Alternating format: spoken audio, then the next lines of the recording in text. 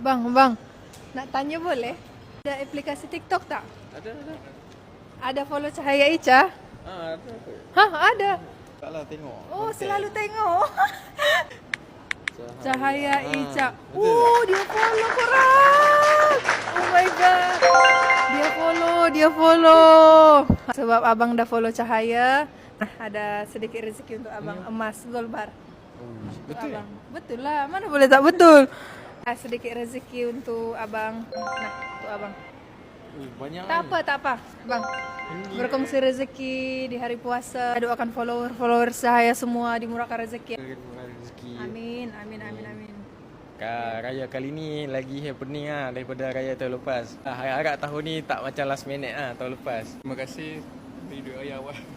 Jangan lelah berbuat baik, sedekah tidak mesti menunggu kita kaya, okey? Orang lain susah dekat luar sana, jangan lupa tolong balik, okey? Jumpa lagi, bye!